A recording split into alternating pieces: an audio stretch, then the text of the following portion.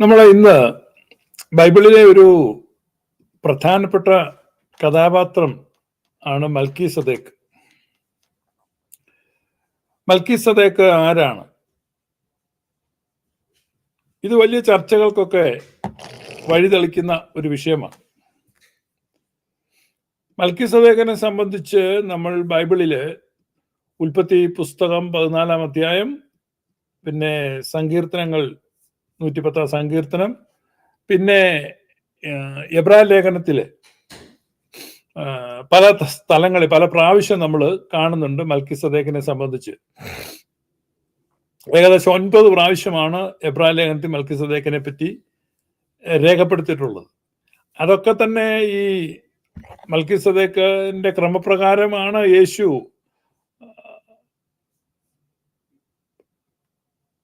പുരോഹിതനായത് എന്നുള്ള സ്ഥാപിക്കാൻ വേണ്ടിയാണ് എബ്രായ ലേഖനകാരൻ ഉദ്ദേശിക്കുന്നത്.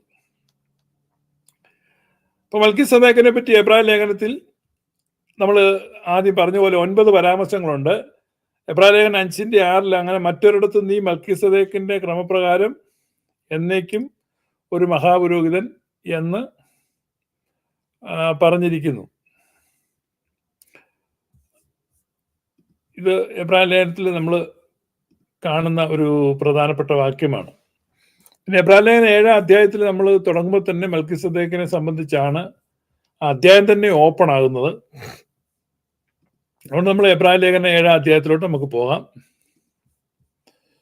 എബ്രായ ലേഖനം 7 അധ്യായത്തില് ശാലേം രാജാവും അത്യുന്നതനായ ദൈവത്തിന്റെ പുരോഹിതനുമായ ഈ മൽക്കീസദേക്ക് രാജാക്കന്മാരെ ജയിച്ചു മടങ്ങി വരുന്ന അബ്രഹാമിനെ എതിരേറ്റു അനുഗ്രഹിച്ചു. അബ്രഹാം അവന് സകലത്തിലും 10 കൊടുത്തു. അവന്റെ പേരിന് ആദ്യം നീതിയുടെ രാജാവെന്നും പിന്നെ ശാലേം രാജാവ് എന്ന് വെച്ചാൽ സമാധാനത്തിന്റെ രാജാവെന്നും അർത്ഥം. അവന് പിതാവില്ല മാതാവില്ല വംശാവലി ഇല്ല, ജീവാരംഭവും ജീവാവസാനവും ഇല്ല. അവൻ ദൈവപുത്രന് തുല്യനായി എന്നേക്കും പുരോഹിതനായിരിക്കുന്നു. ഈ ഇവൻ അത്ര മഹാൻ എന്ന് നോക്കുകയും ഗോത്രപിതായ അബ്രഹാം കൂടെ അവന് കൊള്ളയുടെ വിശേഷ സാധനങ്ങളിൽ 10 കൊടുത്തുവല്ലോ. ഇതാണ് മൽക്കീസദേക്കിനെ സംബന്ധിക്കുന്ന ഏറ്റവും പ്രധാനപ്പെട്ട ഒരു പരാമർശം, പുതിയ നിയമ പരാമർശമാണ് എബ്രായ ലേഖനത്തിൽ രേഖപ്പെടുത്തിയിരിക്കുകയാണ്. എബ്രായ ലേഖനം നമുക്കറിയാം എബ്രായർക്ക് എഴുതിയിട്ടുള്ള ലേഖനമാണ്. അബ്രഹാമിന്റെ ഡിസെൻഡൻസ് ആണല്ലോ എബ്രായര് എന്നറിയപ്പെടും. അപ്പോ ഇവിടെ നമ്മൾ കാണുന്നത് മൽക്കീസദേക്കിനെ സംബന്ധിക്കുന്ന വളരെ വിചിത്രമായ ഒരു പ്രസ്താവനയാണ്. നമ്മൾ അവിടെ ആദ്യം വായിക്കുന്നത് ശാലേം രാജാവും അത്യുന്നതനായ ദൈവത്തിന്റെ പുരോഹിതനുമായ മൽക്കീസദേക്ക് എന്നാണ്. ശാലേം രാജാവും അത്യുന്നതനായ ദൈവത്തിന്റെ പുരോഹിതനുമായ മൽക്കീസദേക്ക് എന്നാണ്. എബ്രായ ലേഖനം 6 അധ്യായം അവസാനിക്കുന്നത് മൽക്കീസദേക്കിനെ സംബന്ധിക്കുന്ന ഒരു പ്രസ്താവനയോടുകൂടിയാണ്. അവിടേക്ക് യേശു മൽക്കീസദേക്കിന്റെ ക്രമപ്രകാരം മുൻപ് കൂട്ടി മഹാപുരോഹിതനായി പ്രവേശിച്ചു എന്നുള്ള ഒരു സ്റ്റേറ്റ്മെന്റ്. അതുകൊണ്ട് 7 അധ്യായം ഓപ്പൺ ചെയ്യുമ്പോൾ ഈ മൽക്കീസദേക്ക് എന്ന് പറയുന്നു. എന്ന് പറഞ്ഞാൽ അതിന് മുമ്പ് പരാമർശിച്ചിരുന്ന മൽക്കീസദേക്ക് എന്നുള്ള അർത്ഥത്തിലാണ്. അപ്പൊ 7 അധ്യായം 1 വാക്യം വായിക്കുമ്പോൾ നിങ്ങൾക്ക് 6 അധ്യായം കൂടെ ഒന്ന് നോക്കാം. അവിടെ 6 അധ്യായം ക്ലോസ് ചെയ്യുന്നതും മൽക്കീസദേക്കിനെ സംബന്ധിച്ച ഒരു പരാമർശം. 5 അധ്യായത്തിലും മൽക്കീസദേക്കുണ്ട്. അപ്പൊ എബ്രായ ലേഖനം 5, 6, 7 അധ്യായങ്ങളിൽ മൽക്കീസദേക്ക് പരാമർശിക്കപ്പെടുന്നുണ്ട്. ആകെ മൊത്തം എബ്രായ ലേഖനത്തിൽ 9 പ്രാവശ്യം മൽക്കീസദേക്കിനെ കുറിച്ച് പറയുന്നുണ്ട്. ഇവിടെ മൽക്കീസദേക്കിനെ കുറിച്ച് പറയുന്ന ഒന്നാമത്തെ പോയിന്റ് ശാലേം രാജാവ് എന്നുള്ളതാണ്. ഈ പെന്തക്കോസുകാർക്ക് ഒരു പാട്ടുണ്ട്, ശാലേം രാജൻ എഴുന്നള്ളി വരുന്നു, അങ്ങനെ പാടുന്നുണ്ട്. ഇപ്പൊ ശാലേം രാജൻ എഴുന്നള്ളും ധ്വനികൾ ദേശമെങ്ങും മുഴങ്ങിടുന്നു. അപ്പൊ ഇങ്ങനെ ആളുകളെ പേടിപ്പിക്കുന്ന ഒരു പാട്ടാണ്. സത്യത്തിൽ ശാലേം രാജൻ എങ്ങോട്ട് എഴുന്നള്ളത്. എന്താണ് ശാലേം രാജാവ്? ശാലേം എന്ന് പറഞ്ഞ യെരുശലേമിന്റെ ഒരു പേരാണ് ശാലേം. ഈ പട്ടണം ശാലേം പട്ടണം എന്നാണ് അറിയപ്പെട്ടിരുന്നത്, ഒരു വിളിപ്പേരാണ് ശാലേം. ഈ ശാലേം എന്ന പേര് വിളിച്ചത്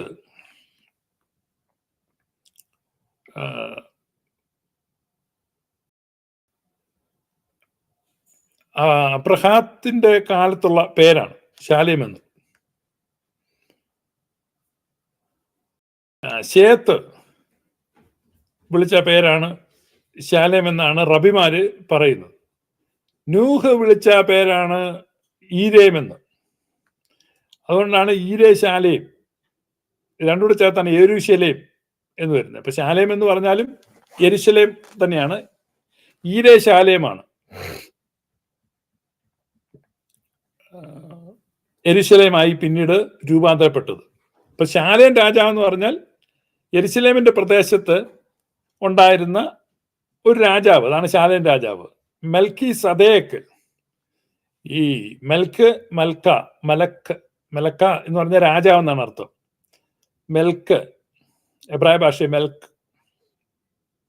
അബിമെലേക്ക് എന്ന് പറഞ്ഞാൽ അപ്പൻ രാജാവാകുന്ന. അബ എന്ന് പറഞ്ഞാൽ അപ്പൻ. നിങ്ങൾക്കറിയാം എബ്രായ ഭാഷയൊക്കെ എന്നെക്കാൾ നല്ലപോലെ നിങ്ങൾക്കറിയാം. അപ്പൊ അബ എന്ന് പറഞ്ഞാൽ അബ്ബ, അബോ റൂഹോ കാദീശോ അല്ലേ. അബ് എന്ന് പറഞ്ഞാൽ പിതാവ് അല്ലെ. ശുഭഹോല അല്ലെ, ശുഭഹോലാബോ അബ് ബ്രോ റൂഹോ കാദീശു. അബ് ബ്രോ, അത് ഈ അബ്രഹാം എന്നുള്ള പേര് തന്നെ. അബ് ബ്രോ ഹ, അബ്രഹാം. പിതാവും പുത്രനും പരിശുദ്ധാത്മാവും, ആ ട്രിനിറ്റേറിയൻ നെയിമാണ് ചുരുക്കി അബ്രഹാം. അബു ബ്രോ റൂഹോ, അബു ബ്രോ റൂഹ, അബ്രഹാം എന്ന് പറഞ്ഞാൽ അബ്രഹാം എന്ന പേരിൽ തന്നെ ഒരു ട്രിനിറ്റേറിയൻ സംജ്ഞ ഉണ്ട്. അബ്രഹാം എന്ന് പറഞ്ഞാൽ അബ്ബ്രാ റൂഹോ, അബ്രഹാം. അപ്പോ ഇത് ഈ മൽക്കിസദേക്ക്, മൽക്ക് എന്ന് പറഞ്ഞാൽ ഞാൻ പറഞ്ഞ അബിമലേക്ക് അപ്പൻ രാജാവാണ്. അബ മെൽക്ക് എന്ന് പറഞ്ഞ രാജാവെന്നാണ്. മൽക്കിസദേക്ക്, സദോക്കിന്റെ രാജാവ് അതാണ് സാദേക്ക്. ഇപ്പൊ സദോക്ക് പുരോഹിതന്മാരെ പറ്റി നമുക്കറിയാം. ഇപ്പൊ യെഹെസ്കേലിന്റെ പുസ്തകമൊക്കെ നിങ്ങൾ വായിക്കുമ്പോൾ സാദോക്കിന്റെ പുത്രന്മാരായ പുരോഹിതന്മാരെ പ്രത്യേകമായിട്ട്, സാദോക്ക് വംശമാണ്, അവര് നിഷ്ഠയുള്ളവരായിരുന്നു, അവർ അപ്രീഷിയേറ്റ് ചെയ്യപ്പെടുന്നു. അതുകൊണ്ട് വിശുദ്ധ വേലയ്ക്ക് കൊള്ളാം. ഈ സാദോക്യ പാരമ്പര്യത്തെ ടൈറ്റിൽ ചെയ്താണ് ഈ സദൂക്യർ ഉണ്ടാകുന്നത്. സദൂക്യന്മാർ നിങ്ങൾ പുതിയ നിയമത്തിൽ കാണുന്നില്ലേ? സദൂക്യർ സാദോക്കിന്റെ വംശപാരമ്പര്യമാണ് തോറ പിടിച്ചുകൊണ്ട് നിൽക്കുന്നത്. സദൂക്യർ. പരീശന്മാര് എന്ന് പറഞ്ഞു കഴിഞ്ഞാൽ ഫരിസയർ, നമ്മൾ നേരത്തെ പറഞ്ഞ പേർഷ്യൻസ്, പാർസികളുടെ വിശുദ്ധിയും വേർപാടും തീക്ഷ്ണതയും ഒക്കെ പിൻപറ്റിയതുകൊണ്ടാണ് അവരെ പരീശന്മാർ എന്ന് വിളിച്ചത്. ഇതെല്ലാം യഹൂദ മതത്തിലെ ഓരോ ഡിവിഷൻസ് ആണ്. അപ്പൊ ശാലേം രാജാവ് എന്ന് പറഞ്ഞാൽ യെരൂശലേമിലെ ഒരു രാജാവ്, അല്ലെ സാദോക്കിൻ രാജാവ് എന്നാണ് മൽക്കിസദേക്കിന്റെ അർത്ഥം. അത്യുന്നതനായ ദൈവത്തിന്റെ പുരോഹിതനുമായ മൽക്കിസദേക്ക് രാജാക്കന്മാരെ ജയിച്ചു മടങ്ങി വരുന്ന അബ്രഹാമിനെ എതിരേറ്റു അനുഗ്രഹിച്ചു. അബ്രഹാം അവന് സകലത്തിലും ദശാംശം കൊടുത്തു. ഇപ്പൊ ദശാംശം നമ്മൾ കാണുന്ന ഒരു ആദ്യ സന്ദർഭമാണ് ഈ അബ്രഹാം മൽക്കിസദേക്കിന് ദശാംശം കൊടുക്കുന്നത്. വളരെ രസകരമാണ്. അബ്രഹാം ദശാംശം കൊടുത്തതിനെ പറ്റി വലിയൊരു തിയോളജി തന്നെയുണ്ട്. ആ തിയോളജിയിൽ പറയുന്നത് അബ്രഹാം ദശാംശം കൊടുക്കുമ്പോൾ അബ്രഹാമിന്റെ പുത്രനായ ഇസഹാക്കിന്റെ പുത്രനായ യാക്കോബിന്റെ പുത്രനായ ലേവി അബ്രഹാമിൽ ഉൾപ്പെട്ടിരുന്നു എന്നാണ് പറയുന്നത്. അത് വലിയൊരു തിയോളജിയാണ്. എബ്രായ ലേഖനം actually is A chest of treasures. എബ്രായ ലേഖനം നമ്മൾ ഇതുവരെ പഠിച്ചിട്ടില്ല. എബ്രായ ലേഖനം നിങ്ങൾ സിമ്പിളാണ്, വായിച്ചാൽ നിങ്ങൾക്ക് മനസ്സിലാവും. വേണമെങ്കിൽ നമുക്ക് എബ്രായ ലേഖനം ഒന്ന് വായിക്കാം, നല്ല രസമുള്ള ഒന്നാണ്. അപ്പൊ അവിടെയാണ് ഈ തിയോളജി പറയുന്നത്. ഈ അബ്രഹാം മൽക്കിസദേക്കിന് ദശാംശം കൊടുക്കുമ്പോൾ അബ്രഹാമിന്റെ ഉള്ളിൽ ആരുണ്ടായിരുന്നു? ലേവി. ലേവി ആരാണ്? യാക്കോബിന്റെ മകനാണ്. യാക്കോബ് ഇസാക്കിന്റെ മകനാണ്. ഇസാക്ക് അബ്രഹാമിന്റെ മകനാണ്. അപ്പൊ അബ്രഹാമിന്റെ മകനായ ഇസാക്കിന്റെ മകനായ യാക്കോബിന്റെ മകനായ ലേവി അബ്രഹാമിൽ ഉണ്ടായിരുന്നു. അപ്പൊ അബ്രഹാം മൽക്കിസദേക്കിന് ദശാംശം കൊടുത്തപ്പോൾ യഥാർത്ഥത്തിൽ ലേവിയും ദശാംശം കൊടുത്തു എന്നാ പറയുന്നത്. മനസ്സിലായോ?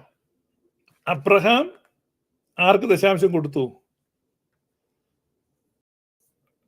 അബ്രഹാം ആർക്കാ ദശാംശം കൊടുത്തേ? മൽക്കിസദേക്കിന്. ഭയങ്കര മറവിയാന്നേ. ഇപ്പൊ ഒരു കാര്യമല്ല ഒരു കാര്യം അങ്ങോട്ട് ഓർത്തിരിക്കുന്നില്ല. സ്തോത്രം. അത് നമ്മളെ ഉൽപ്പത്തി 14. And Melchizedek king of Salem brought forth bread and wine and he was the priest of the most high God. ശാലേം രാജാവായ മൽക്കിസദേക്ക് അപ്പവും മീഞ്ഞും കൊണ്ടുവന്നു. Isn't it wonderful? Surely it is wonderful to me. ഞാൻ എപ്പോഴും ഈ ഭാഗം വായിക്കുമ്പം എനിക്ക് അത്ഭുതം. ഇത് പുരാതന കാലഘട്ടത്തിൽ, അബ്രഹാമിന്റെ കാലഘട്ടത്തിൽ ഒരു പുരോഹിതൻ അപ്പവും മീഞ്ഞും കൊണ്ടുവരിക. അപ്പവും മീഞ്ഞുമായി മാംസവും രക്തവും നീ.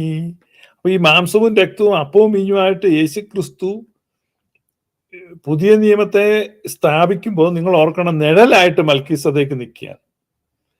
മൽക്കിസദേക്കിന് ശേഷം വന്ന ലേവ്യ പൗരോഹിത്യത്തിൽ ആട്, കാള, പശു, അല്ലെ, കോഴി, പൂച്ച, പട്ടി എന്തിനെല്ലാം കൊന്ന് യാഗം കഴിക്കുന്നു. ഇവിടെ എന്ന് പറഞ്ഞാൽ രക്തരഹിതമായ വിശുദ്ധമായ അപ്പവീഞ്ഞുകളെ അർപ്പിക്കുക. അപ്പൊ അബ്രഹാം ഈ വിശുദ്ധ കുർബാന സ്വീകരിച്ച ഏറ്റവും ആദ്യത്തെ വ്യക്തി അബ്രഹാമാണ്.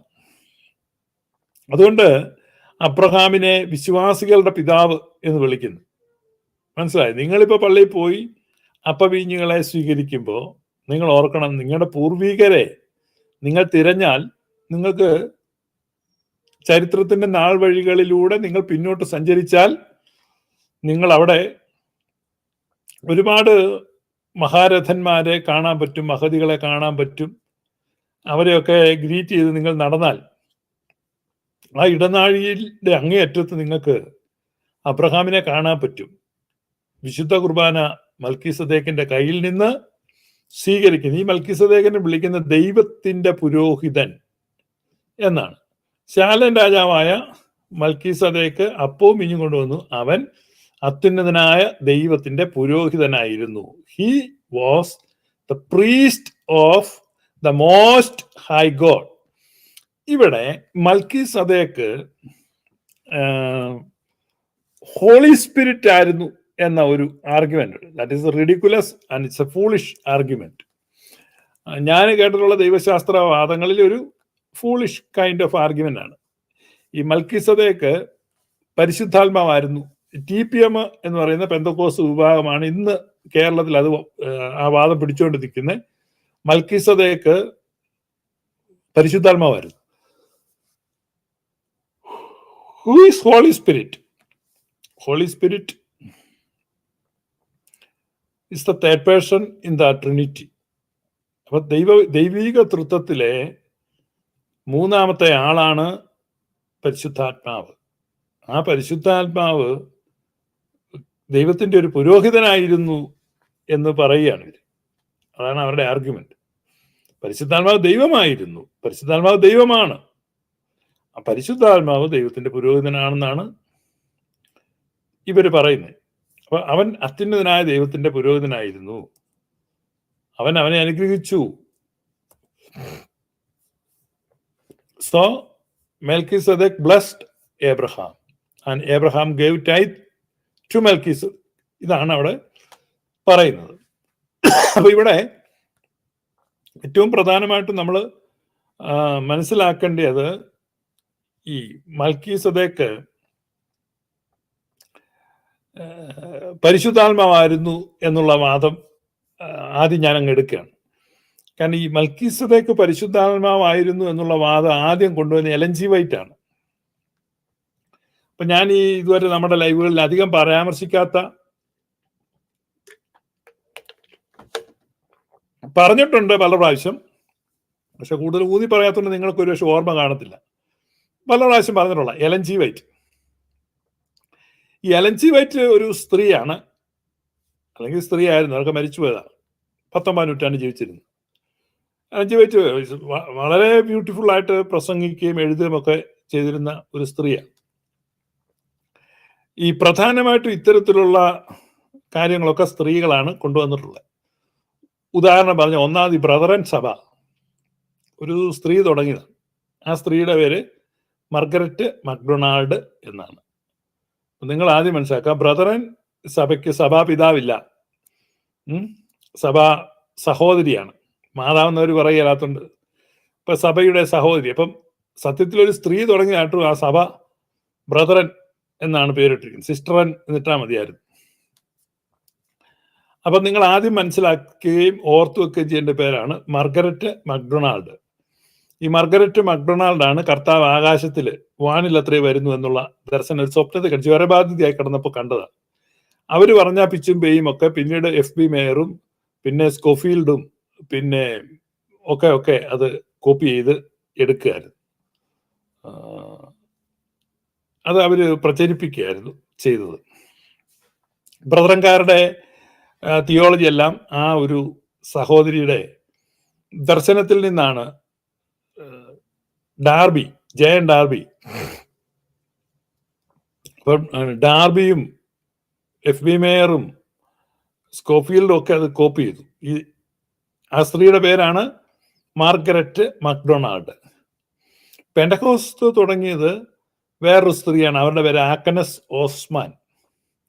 ആഗ്നസ് ഓസ്മാൻ പെന്തക്കോസ്ത് തുടങ്ങുന്നത് 1901 ഡിസംബർ 31 രാത്രി അർദ്ധരാത്രിയിൽ ആണ് അവര് അന്യഭാഷ പറയുന്നത്. അതുകൊണ്ടാണ് ഈ 1901 ഡിസംബർ 31 പെന്തക്കോസ് തുടങ്ങി. പെന്തക്കോസിന്റെ വാർഷിക ദിനമാണ് ഡിസംബർ 30. അതുകൊണ്ടാണ് ഈ പെന്തക്കോസുകാരെല്ലാം ഡിസംബർ 31 രാത്രി പോയി കുത്തിമറിയുന്നത്. അത് കണ്ടുകൊണ്ട് യാക്കോബക്കാർ കുത്തിമറിയാൻ പോകേണ്ട ആവശ്യമില്ല. അപ്പൊ രണ്ട് സ്ത്രീകളുടെ പേര് ഞാൻ പറഞ്ഞു. ഒന്ന് മാർഗരറ്റ് മക്ഡൊണാൾഡ്, ഒന്ന് മാർഗരറ്റ് മക്ഡൊണാൾഡ്, രണ്ട് ആഗ്നസ് ഓസ്മാൻ. പിന്നെയുള്ള ഒരു പ്രധാനപ്പെട്ട സ്ത്രീയാണ് എലൻ ജി വൈറ്റ്. ഈ എലൻ ജി വൈറ്റ് എന്ന് പറഞ്ഞ സ്ത്രീ തുടങ്ങിയതാണ് സെവന്ത് ഡേ അഡ്വന്റിസ്റ്റ് എന്ന് പറയുന്ന. അത് നിങ്ങൾക്ക് അറിയാം, SDA സ്കൂളുകളൊക്കെ വളരെ ഒരു കാലത്ത് പോപ്പുലർ ആയിരുന്നു. ഇപ്പൊ അതൊക്കെ അവരുടെ പ്രതാപമൊക്കെ പോയി. ഇപ്പൊ മുസ്ലിം മാനേജ്മെന്റിലൊക്കെ ധാരാളം സ്കൂളുകൾ തുടങ്ങി. ഒരു കാലത്ത് ഏറ്റവും ബെസ്റ്റ് എഡ്യൂക്കേഷൻ കൊടുത്തുകൊണ്ടിരുന്ന സ്കൂൾ SDA സ്കൂളുകൾ പ്രസ്റ്റീജിയസ് സ്കൂളുകളായിരുന്നു. ഇന്ന് അവരുടെ ആ കഴിവൊക്കെ നഷ്ടപ്പെട്ടു. ഇന്ന് വളരെ നിലവാരം കുറഞ്ഞ, കഴിവ് കുറഞ്ഞ നേതൃത്വമാണ് സെവന്ത് ഡേ. എന്നാൽ ഇന്ത്യയിൽ ഏറ്റവും കൂടുതൽ ഭൂസ്വത്തുള്ള ക്രിസ്ത്യൻ ഇൻസ്റ്റിറ്റ്യൂഷൻസിൽ ഒന്നാണ് തന്നെയാണ് സെവന്ത് ഡേ. ഒരുപാട് പല നഗരങ്ങളിലും കണ്ണായ സ്ഥലങ്ങൾ അവർക്കുണ്ട്. അതുകൊണ്ട് തന്നെ റിയൽ എസ്റ്റേറ്റ് മാഫിയ പ്രായണ ദുർബലമായ വിഭാഗത്തെ കണ്ണു നട്ടിട്ടുണ്ട്. അവരുടെ വസ്തുക്കളെല്ലാം അധികം താമസിക്കാതെ അന്യാധീനപ്പെട്ടു പോകും. കോടിക്കണക്കിന്, ആയിരക്കണക്കിന് കോടിയുടെ വസ്തുക്കൾ അവർക്കുണ്ട്. ബാംഗ്ലൂരൊക്കെ അവരുടെ വസ്തുക്കൾ കണ്ട് അന്തിച്ചു പോകും. അതുപോലെ ഏക്കറുകളുണ്ട്. അതിൽ നല്ലൊരു പങ്കും ഇപ്പൊ തന്നെ അന്യാധീനപ്പെട്ടു പോയി. അതുപോലെ തന്നെയാണ് CNI സഭയുടെ സ്വത്തുക്കൾ. അതുപോലെ ആളുകളില്ലാത്ത സഭയുടെ ഒക്കെ സ്വത്തുക്കൾ അന്യാധീനപ്പെട്ടു പോകും. അതുപോലെ അന്യാധീനപ്പെട്ടു ഇന്ത്യൻ ഓർത്തഡോക്സ് സഭയുടെ സ്വത്തുക്കളൊക്കെ ഇപ്പൊ യാക്കോബായക്കാരിൽ നിന്ന് പിടിച്ചെടുക്കുന്നു, അന്യാധീനപ്പെട്ടു. കാരണം ഇന്ത്യൻ ഓർത്തഡോക്സ് സഭയിൽ ആളില്ല. ഇതൊരു വാസ്തവമാണ്. ഇന്ത്യൻ ഓർത്തഡോക്സ് സഭയും യാക്കോബായ സഭയും രണ്ടും കൂടെ 6,50,000 6,50,000 ലക്ഷം പരമാവധി ഉള്ളൂ. അതില് 2 മുതൽ 2.25 ലക്ഷം വരെ ആളുകളെ ഇന്ത്യൻ ഓർത്തഡോക്സ് വിഭാഗത്തിലുള്ളൂ. 4 മുതൽ 4.5 ലക്ഷം വരെ യാക്കോബായക്കാർക്കുണ്ട്. ഇനി അടുത്ത സെൻസസ് വരുമ്പോൾ നിങ്ങൾ അതുകൊണ്ട് അതുവരെ എനിക്ക് മെസ്സേജ് അയച്ചിട്ട് കാര്യമില്ല, അത്രേ ഉള്ളൂ. ഈ 2 ലക്ഷം ഇന്ത്യൻ ഓർത്തഡോക്സുകാർ തന്നെ അവർ വളരെ വേഗം മൈഗ്രേറ്റ് ചെയ്യപ്പെട്ടുകൊണ്ടിരിക്കുക, വിദേശത്തേക്ക് പോവുക. യാക്കോബായക്കാരും പോകുന്നുണ്ട്. യാക്കോബായക്കാർ കഴിഞ്ഞ ഇടയ്ക്ക് ഈ മിനിഞ്ഞാന്നോ മറ്റോ ന്യൂസിലാൻഡ്, ഓസ്ട്രേലിയക്ക് ഒരു പുതിയ മെത്രാനെ വാഴിക്കുന്നുണ്ട്. അതിന്റെ അർത്ഥം യാക്കോബായക്കാരുടെ ഇടയിൽ നിന്നും ആളുകൾ പോകുന്നു, പക്ഷേ കൂടുതൽ ആളുകൾ പോകുന്നു ഓർത്തഡോക്സിൽ നിന്നാണ്. ഇപ്പൊ ഓർത്തഡോക്സ് സഭ കേരളത്തിൽ ശോഷിച്ചു, മെലിഞ്ഞു, 2 ലക്ഷമായി കുറഞ്ഞിട്ടുണ്ട്. ഇതെന്നാകുന്നതായി പൊങ്ങിപ്പോകുന്നത്. ഈ പുതിയ സോഫ്റ്റ്വെയറാ, കൈ കാണിക്കാൻ അന്നേരം ബലൂൺ പൊക്കി വിടുക. ഞാൻ ചെയ്യുന്നതല്ല കേട്ടോ. കാണിച്ചു കഴിയുമ്പോൾ ബലൂൺ പൊങ്ങിപ്പോവുക, കണ്ടോ? ഞാൻ എന്നാ ചെയ്യാനാ? അപ്പോ ഈ ഞാൻ പറഞ്ഞത് എന്നാന്ന് വെച്ചാൽ ഈ അതിവേഗം ആൾ കുറയുകയാണ്. അതുകൊണ്ട് ഓർത്തഡോക്സ് സഭാ നേതൃത്വം ഗൗരവമായിട്ട് ചിന്തിക്കണം. ഇനി യാക്കോബക്കാരുടെ പള്ളി പിടിക്കണം. പിടിച്ചാൽ അന്യാധീനപ്പെട്ടു പോകത്തേ ഉള്ളൂ. നിങ്ങളെ കൊണ്ട് അത് മെയിൻറ്റെയിൻ ചെയ്യാൻ പറ്റില്ല. അവിടെ ഒന്നും ആളില്ല. പിന്നെ ബംഗാളിയെ വിളിച്ച് കുരിശ് നോപ്പിക്കുക, റാസായി കൊണ്ടുപോവുക. ഇപ്പൊ തന്നെ ഏതോ മാർത്തോമക്കാർ ബംഗാളിയെ കപ്പിയാരായിട്ട് വെച്ചു. അത് ബുദ്ധിയായിപ്പോയി. ഇപ്പൊ നാളെ അച്ഛനായിട്ടും പിന്നെ താഴെ നിൽക്കാനും ഒക്കെ ബംഗാളിയെ വിളിക്കേണ്ടി വരും. അപ്പം സെവന്ത് ഡേ ചർച്ചിന്റെ ഗതിയാവും. സെവന്ത് ഡേ ചർച്ചിന്റെ സ്വത്തുക്കളെല്ലാം ഇങ്ങനെ അന്യാധീനപ്പെടുകയാണ്. CNIയുടെ മൊത്തത്തിൽ പോയി. ബോംബെയിലും ഒക്കെ CNI സഭയുടെ കണ്ണായ സ്ഥലത്തുള്ള പള്ളികളൊക്കെ റിയൽ എസ്റ്റേറ്റ് മാഫിയ കൊണ്ടുപോയി കഴിഞ്ഞു. ഇന്ത്യ മൊത്തം ഒരുപാട് സ്വത്തുക്കൾ ഉണ്ടായിരുന്നു. ഇന്ത്യ മൊത്തം ഉണ്ടായിരുന്ന ക്രിസ്ത്യാനിറ്റിയുടെ റിയൽ എസ്റ്റേറ്റിൽ 40% പോയി കഴിഞ്ഞു. ഇനി 60% ഉള്ളൂ. അതും പോകും. ഇപ്പം ഈ സ്വത്തുക്കളുള്ളതിൽ ഏറ്റവും കൂടുതൽ സ്വത്തുക്കളുള്ള ഒരു വിഭാഗം ഇതാണ് സീറോ മലബാർ. സീറോ മലബാർ തന്നെ CMI സഭയ്ക്ക് ഒത്തിരി സ്വത്തുക്കളുണ്ട്, വിദ്യാഭ്യാസ സ്ഥാപനങ്ങളുണ്ട്.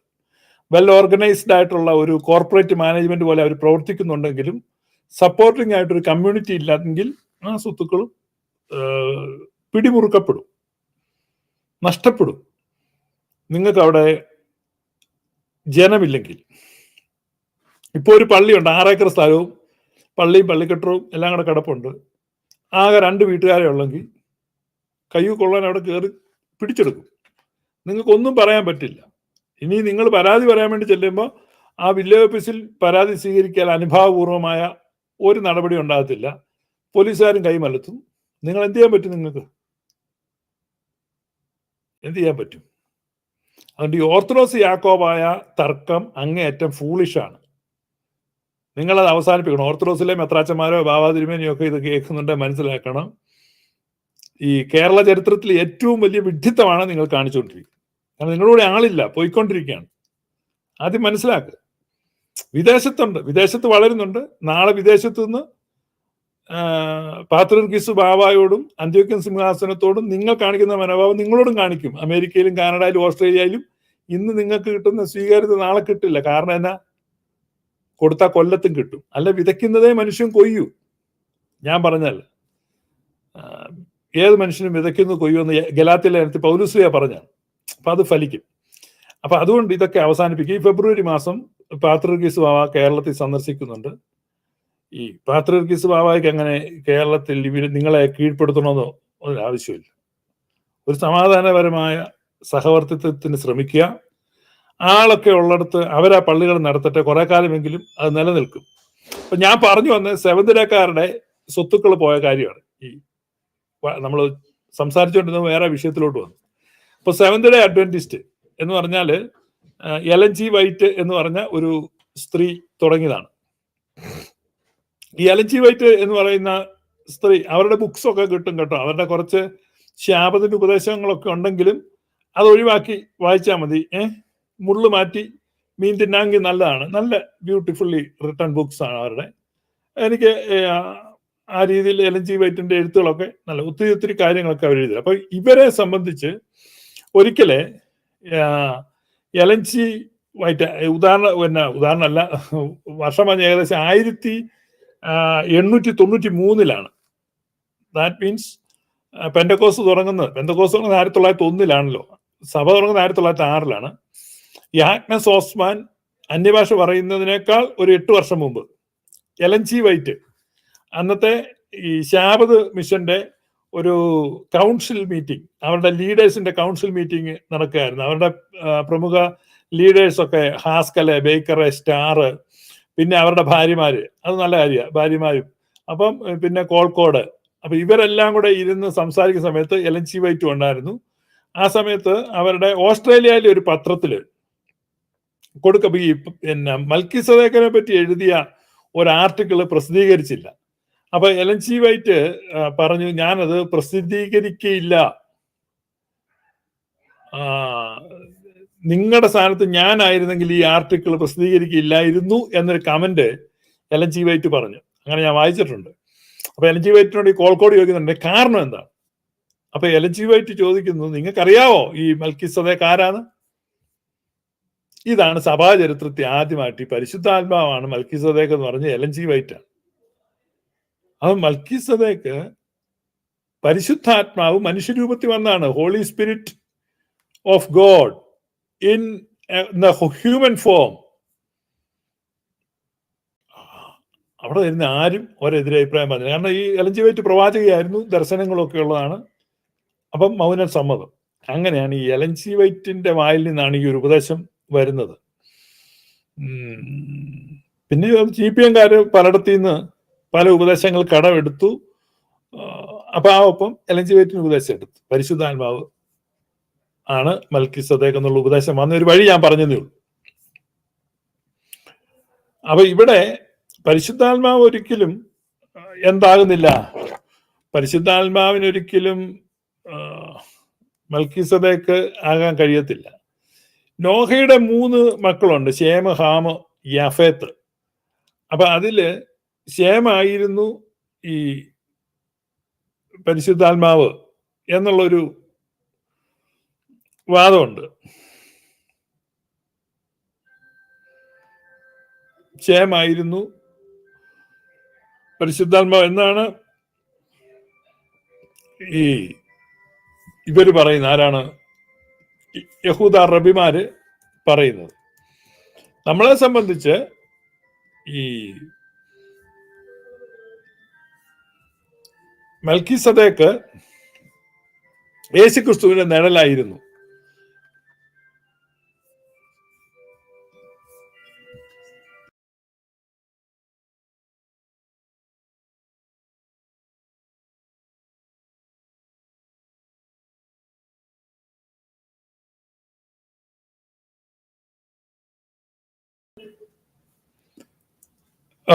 അപ്പം ഇപ്പൊ ഇതിനകത്ത് ഏറ്റവും വലിയൊരു, അത് ഞാൻ ആ വാക്യം കാണിക്കാം. കാരണം ആ വാക്യം ഉൽപ്പത്തിയല്ല. ഇനി നമുക്ക് പ്രധാനപ്പെട്ട വാക്യം എബ്രായത്തിലാണ്. അവിടെ നിന്നാണ് ഈ ഉപദേശം ഉണ്ടാക്കുന്നത്. Silent night, holy night. എബ്രായലേഖനം 7-ാം അധ്യായം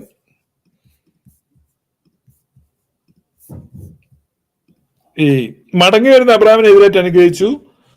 പിന്നെ ശാലേം രാജാവ് എന്ന് വെച്ചാൽ സമാധാനത്തിന്റെ രാജാവ് എന്നും അർത്ഥം.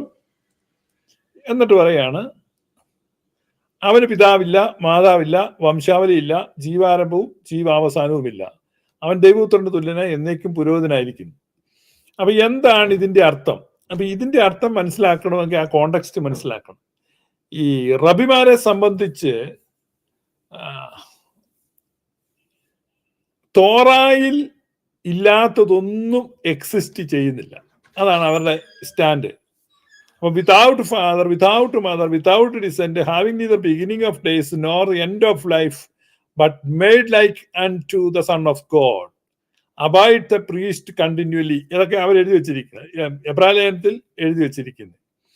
അപ്പൊ അവിടെ ഈ പറയുന്ന without mother, without descent, having neither beginning of days nor end of life എന്ന് പറയുമ്പോ ഇത് സാധാരണ ഈ പശ്ചാത്തലം അറിയാത്തവർ വായിക്കുമ്പോ മനസ്സിലാക്കുന്നത് അപ്പനും അമ്മയൊന്നും ഇല്ല. അതല്ല, തോറായിൽ ഇല്ലെന്നാണ്. He has no father mentioned in the Torah. He has no mother mentioned in the Torah. He has no his beginning of life. That means his birth is not mentioned in Torah. His death is not mentioned in Torah. അപ്പൊ തോറായിലില്ല എന്തില്ല? മാതാവില്ല, പിതാവില്ല, ജനന ദിവസവും ഇല്ല, മരണ ദിവസവും ഇല്ല, വംശാവലി ഇല്ല. ഇത് is not referred in any genealogy. ഇത്രയുള്ള അതിന്റെ അർത്ഥം. അപ്പൊ തോറായിലില്ല എന്നാണ് ഈ പറയുന്നതിന്റെ അർത്ഥം. അതാണ് അവന് ജീവാരംഭമില്ല. ഇത് ഈ റബിമാരുടെ അണ്ടർസ്റ്റാൻഡിങ് അല്ലെ റബിമാരുടെ നിലപാട് മനസ്സിലാക്കാതെ ഈ ഭാഗം വായിച്ചാൽ മൽക്കീസദേക്ക് എന്ന് പറഞ്ഞാൽ എന്തോ ഒരു അപ്പനും അമ്മയൊന്നും ഇല്ലാതെ ഇങ്ങനെ ഉണ്ടായി വന്ന ഒരു സാധനം. അപ്പൊ പിന്നെ ഇതിനെ ഫിറ്റ് ചെയ്യാൻ വേണ്ടി അപ്പനും അമ്മയും ഇല്ല, ദൈവപുത്രന്റെ തുല്യനാണെന്ന് എഴുതിയിരിക്കുമ്പോൾ പിന്നെ പരിശുദ്ധാത്മാവിനെ കൊണ്ട് പിടിക്കുക എന്നേ ഉള്ളൂ ഒറ്റ മാർഗം. അതിന്റെ അർത്ഥം ഈ these things are not mentioned in the Torah. നിങ്ങൾ ബൈബിൾ വായിക്കുമ്പോൾ ഇനി മൽക്കീസേദെക്കിന് അപ്പനില്ലായിരുന്നു, അമ്മയില്ലായിരുന്നു, അളിയനില്ലായിരുന്നു, ഇങ്ങനെയൊന്നും ചിന്തിക്കണ്ട. അതൊന്നും അല്ല അതിന്റെ അർത്ഥം. സോ അങ്ങനെയല്ല, അന്നത്തെ അവിടുത്തെ പുരോഹിതനായിരുന്നു. ആ പുരോഹിതൻ അപ്പവും മീഞ്ഞുമായി വന്ന് അബ്രഹാത്തിനെ എതിരേറ്റു. അബ്രഹാം അവന് കൊള്ളയുടെ 10 കൊടുത്തു. മൽക്കീസേദെക്ക് വലിയൊരു കാളയുടെ കുറവും ഒക്കെ ആയിട്ട് പറഞ്ഞായിരുന്നില്ല, അപ്പവും മീഞ്ഞുമായിട്ടാണ് വന്നത്. അതുകൊണ്ടാണ് ക്രിസ്തുവിന്റെ നേരിലാണ്. ശാലേം രാജാവ്, സമാധാനത്തിന്റെ രാജകുമാരൻ യേശു കർത്താവ്, നീതിയുടെ രാജാവ്. 32 അധ്യായ യെശയ്യാപ്രവചനത്തിൽ ഒരു രാജാവ് നീതിയോടെ വാഴും. Righteousness, king of righteousness, the king of peace, അല്ലെ prince of peace. Titles of Christ ആണ്. അപ്പൊ അതൊക്കെ സിമിലർ ആയിട്ട് വരുന്ന ഒരു Old Testament figure. It's a type of Christ. അതാണ് മൽക്കീസേദെക്ക്. അതാണ് മൽക്കീസേദെക്കിനെ പറ്റി നമ്മൾ മനസ്സിലാക്കേണ്ടത്. അപ്പോൾ മൽക്കീസേദെക്കിന് എന്തില്ല? ജീവാരംഭമില്ല, ജീവാവസാനം ഇപ്പോഴും യെരൂശലേമിന്റെ ഭാഗത്തുണ്ട്, മരിച്ചിട്ടില്ല, അവിടെ ഇരിപ്പുണ്ട്, പോയി നോക്കിയാൽ കാണാം. അപ്പൊ അടുത്ത പ്രാവശ്യം നിങ്ങൾ യെരൂശലേമിൽ പോകുമ്പോൾ അവിടെയൊക്കെ ഒന്ന് നോക്കുക, ചിലപ്പോൾ നിങ്ങൾക്ക് കാണാൻ പറ്റും. അപ്പൊ മൽക്കീസേദെക്കിനെ നമ്മൾ ബൈബിളിൽ കാണുന്നത് ഉൽപ്പത്തി പുസ്തകം 14 അധ്യായം 110 സങ്കീർത്തനം, പിന്നെ എബ്രായ ലേഖനം 5, 6, 7 3 അധ്യായങ്ങൾ. ഇവിടെയൊക്കെ നമ്മൾ മൽക്കീസേദെക്കിനെ കാണുന്നുണ്ട്. മൽക്കീസേദെക്കിനെ പറ്റി ഉള്ള പരാമർശങ്ങളും നമ്മൾ കാണുന്നുണ്ട്. ഇത് വളരെ പ്രധാനപ്പെട്ട ഒരു ഇതാണ്. കാരണം പലരും ഇപ്പൊ ഈ ആർഗ്യുമെന്റുമായിട്ട് വരുന്നുണ്ട്. ഇന്ന് ഞാൻ ഒരാൾ വന്ന് ഇരുന്നിങ്ങനെ പറയുന്ന കേട്ടു, ഇത് പരിശുദ്ധാത്മാവാണ് മൽക്കീസേദെക്ക് എന്നൊക്കെ. പരിശുദ്ധാത്മാവാകട്ടെ പിതാവാകട്ടെ മനുഷ്യരൂപമൊന്നും എടുത്തിട്ടില്ല. പുത്രൻ തമ്പുരാനാണ് ജഡാവതാരം എടുത്തത്. പുത്രൻ ജഡത്തിൽ വന്നു. അത് നമ്മുടെ വിശ്വാസത്തിന്റെ മർമ്മമാണ്. Mystery of our faith. Mystery of our faith, വിശ്വാസത്തിന്റെ മർമ്മം എന്താണ്? അവൻ ജഡത്തിൽ വെളിപ്പെട്ടു. ഈ മാനിഫെസ്റ്റഡ് ഇൻ ദ ഫ്ലഷ്. ഇതാണ് പെന്തക്കോസ്തുകാര് യേശു ക്രിസ്തു മാനിഫെസ്റ്റേഷനാണ്, ഇൻകാർണേഷൻ അല്ല എന്ന് പറഞ്ഞടക്കം ഉപയോഗിക്കുന്ന വാക്യം. തിമോത്തിയോസ് എഴുതുമ്പോൾ പരിശുദ്ധനായ പൗലോസിൽ എഴുതിയിരിക്കുന്നതാണ്. പക്ഷേ മാനിഫെസ്റ്റഡ്, ഈ മാനിഫെസ്റ്റഡ് എന്നല്ല, manifested in the flesh. It was not just a manifestation, but manifestation in the flesh. ജഡത്തിലാണ് മാനിഫെസ്റ്റ് ചെയ്തത്. ജഡത്തിലെ മാനിഫെസ്റ്റേഷന്റെ പേരാണ് ഇൻകാർണേഷൻ. എൻകാർണിയോ ലാറ്റിനാണ്. എൻകാർണിയോ, അതിന് ഇൻകാർണേഷൻ. ജഡത്തിൽ വെളിപ്പെട്ടു. നമ്മുടെ വിശ്വാസത്തിന്റെ മർമ്മമാണ്. അപ്പൊ ഈ ക്രിസ്തുമസ് കാലയളവിൽ ഏറ്റവും പ്രധാനപ്പെട്ട ഒരു വാക്യവുമാണ് mystery of our faith. Christmas പ്രസംഗങ്ങളൊക്കെ എത്ര ദരിദ്രമാണ്. പലപ്പോഴും എപ്പോഴും ആ ലൂക്കാസ് സുവിശേഷം മത്തായി എടുത്തു, ഇടയന്മാർ വന്നു, നക്ഷത്രം തെളിഞ്ഞു, ഈ ഒരു കാര്യമല്ല. അതിനേക്കാൾ എത്രയോ വലിയ ക്രിസ്മസ് പാസേജുകൾ നമ്മുടെ ലേഖനങ്ങളിലുണ്ട്. അവിടെയാണ് ആ ക്രിസ്മസ് പാസേജുകൾ. നിങ്ങൾ അതിലൂടെ ഒക്കെ ഒന്ന് സഞ്ചരിക്കുവാനും ധ്യാനിക്കുവാനും ഈ ക്രിസ്തുമസ് കാലയളവിൽ ശ്രദ്ധിക്കണം, ശ്രമിക്കണം എന്ന് ഞാൻ സ്നേഹത്തോടെ ഓർമ്മിപ്പിക്കുകയാണ്. അപ്പം മൽക്കീസേദെക്ക് എന്ന് പറഞ്ഞാൽ ആരല്ല? പരിശുദ്ധാത്മാവല്ല. മൽക്കീസേദെക്ക് ശാലേം രാജാവായിരുന്നു, നീതിയുടെ രാജാവായിരുന്നു, സദോക്കിന്റെ രാജാവായിരുന്നു. അബ്രഹാമിനെ എതിരേറ്റു വന്നു. അബ്രഹാം അവന് കൊള്ളയുടെ വിശേഷ വസ്തുക്കളുടെ ഒക്കെ പങ്കു കൊടുത്തു, 10 കൊടുത്തു. എബ്രായ ലേഖനത്തിലൊരു, ഞാൻ മുമ്പേ പറഞ്ഞ പോലെ, ഒരു ബ്യൂട്ടിഫുൾ ആർഗ്യുമെന്റ് ഉണ്ട്. അബ്രഹാം ഇവന് കൊള്ളയുടെ പങ്ക് കൊടുക്കുമ്പോ ലേവി അവന്റെ കടിപ്രദേശത്തുണ്ടായിരുന്നു എന്നൊരു ആർഗ്യുമെന്റ് ഈ എബ്രായ ലേഖനകാരൻ വെക്കുന്നുണ്ട്. ദശാംശം വാങ്ങുന്ന ലേവിയും അബ്രഹാം മുഖാന്തരം ദശാംശം കൊടുത്തിരിക്കുന്നു എന്ന് ഒരു വിധത്തിൽ പറയാം. ഇതാണ് ആർഗ്യുമെന്റ്. അതായത് ഈ ലേവിയുടെ സന്തതികളാണ് ലേവ്യ പൗരോഹിത്യം. അപ്പൊ ലേവ്യ പൗരോഹിത്യത്തെക്കാൾ ഗ്രേറ്റ് ആണ് മൽക്കീസേദെക്കിന്റെ പൗരോഹിത്യം എന്ന് തെളിയിക്കുകയാണ് എബ്രായ ലേഖനകാരൻ. കാരണം ലേവ്യ പൗരോഹിത്യത്തിന്റെ കുലപതിയായ ലേവി അബ്രഹാമിന്റെ അരക്കെട്ടിലുണ്ടായിരുന്നു. അബ്രഹാമിൽ നിന്നാണ് ഈ ജനങ്ങളെല്ലാം പുറപ്പെടുന്നത്. അപ്പൊ അബ്രഹാം ദശാംശം കൊടുത്തു എന്ന് പറഞ്ഞാൽ ലേവി കൊടുത്തു എന്നാണ്. നിങ്ങൾക്ക് മനസ്സിലായി? ഇത് പുതിയ നിയമത്തിന്റെ ഒരു ആർഗ്യുമെന്റ് ആണ്. ഇതേ ആർഗ്യുമെന്റ് ആണ് പൗലോസ് പറഞ്ഞത്. മാതാപിതാക്കൾ വിശ്വാസികളാണെങ്കിൽ കുഞ്ഞുങ്ങൾ വിശ്വാസികളാണ്, അവർ പിന്നെ പ്രത്യേകിച്ച് പോയി വിശ്വസിക്കണം. അബ്രഹാം ദശാംശം കൊടുത്തത് ലേവി കൊടുത്തതായി കണക്കാക്കാം. അതുകൊണ്ട് നിന്റെ അപ്പനോ വല്യപ്പനോ ക്രിസ്തീയ വിശ്വാസം ഏറ്റു പറഞ്ഞിട്ടുണ്ടെങ്കിൽ നീ ഏറ്റു പറഞ്ഞാണ്. ഇത് ഓൾഡ് ടെസ്റ്റമെന്റ് അല്ല, കെട്ടുകഥയല്ല, ജാതികളുടെ പുസ്തകമല്ല, പുതിയ നിയമമാണ് ഈ പറയുന്നത്. ഇത് നിങ്ങൾ നോക്കാം, ദശാംശം വാങ്ങുന്ന ലേവിയും അബ്രഹാം മുഖാന്തരം ദശാംശം കൊടുത്തിരിക്കുന്നു എന്ന് ഒരു വിധത്തിൽ പറയാം. അവന്റെ പിതാവിനെ മൽക്കീസദേക്ക് എതിരേറ്റപ്പോൾ ലേവി അവന്റെ കടിപ്രദേശത്തുണ്ടായിരുന്നുവല്ലോ. അപ്പൊ നിങ്ങളുടെ മുതുമുത്തച്ഛന്മാർ ആരെങ്കിലും ക്രിസ്തീയ വിശ്വാസം സ്വീകരിച്ച സമയത്ത് നിങ്ങളും അവനിൽ ഉണ്ടായിരുന്നു. ഈ ഒറ്റ പോയിന്റ് മതി നിങ്ങൾ മാമോദിസ നിങ്ങൾക്ക് തരുന്നത്. അതായത് നിങ്ങൾ പ്രായപൂർത്തിയാകണമെന്നോ നിങ്ങൾ ആ വിശ്വാസം ഏറ്റു പറയണമെന്നോ അങ്ങനെയൊന്നുമില്ല. You were in him. ഇത് വിശ്വസിക്കാൻ പറ്റും. ഇതാണ് മിസ്റ്ററി, ഇതാണ് സ്പിരിച്വാലിറ്റി. ഇതുമായിട്ടൊന്നും ഒരു ബന്ധമില്ലാതെയാണ് ബന്ധക്കോസുകാര് സഹകരണ സംഘം നടത്തുന്നത്. ക്ലബിന്റെ മാനുവൽ വായിച്ച് ഒപ്പിട്ടെങ്കിൽ 18 വയസ്സാകുമ്പോൾ അവന് ക്ലബിൽ അംഗമാകാം. അപ്പൊ they are running a club. Christianity is not a club. ലേവ്യ പൗരോഹിത്യത്താൽ സമ്പൂർണ്ണത വന്നെങ്കിൽ, അപ്പൊ ഇവിടെ ഇതാണ് ലേവ്യ പൗരോഹിത്യത്തെക്കാൾ ശ്രേഷ്ഠമായതാണ് മെൽക്കിസദേക്കിന്റെ ക്രമപ്രകാരമുള്ള പൗരോഹിത്യം എന്നുള്ള ഒരു ആർഗ്യുമെന്റ് സ്ഥാപിക്കാനാണ് ഈ പോയിന്റ് പറയുന്നത്. പക്ഷെ ഇതേ പോയിന്റ് നമുക്ക് വളരെ പ്രയോജനപ്രദമാണ്. കാരണം പരമ്പരാഗതമായി സഭകളിലുള്ള കുഞ്ഞുങ്ങൾ ക്രൈസ്തവർ തന്നെയാണെന്ന് തെളിയിക്കാൻ ഈ വാക്യം is more than enough. It is more than enough. അത് ഒന്ന് ഓർപ്പിച്ചെന്നേ ഉള്ളൂ. നമ്മുടെ ഇന്നത്തെ വിഷയമായിട്ട് ബന്ധമില്ലെങ്കിലും സന്ദർഭവശാൽ വായിച്ചപ്പോൾ ഞാനൊന്ന് പറഞ്ഞു എന്നേ ഉള്ളൂ. സോ മൽക്കീസദേക്ക് ആരാണ് എന്ന ചോദ്യത്തിന് ഇനി തലപോഞ്ഞ് ആലോചിക്കുവോ, വിഷമിക്കൊന്നും വേണ്ട. It is as simple as this. Melchizedek was a priest of most high God, not a Jehovah. യഹോവയുടെ പുരോഹിതനല്ല മൽക്കീസദേക്ക്. യഹോവയുടെ പുരോഹിതൻ ലേവി ആയിരുന്നു. ലേവിയക്ക് എന്തിനാണ് യഹോവ പൗരോഹിത്യം കൊടുത്തെന്നറിയാമല്ലോ? സഹോദരന്മാരെ വെട്ടിക്കൊന്നതിന്. It's a reward of mass killing. ഇപ്പൊ ലേവിയ പൗരോഹിത്യം എന്ന് പറഞ്ഞാൽ it was given as a reward for killing siblings.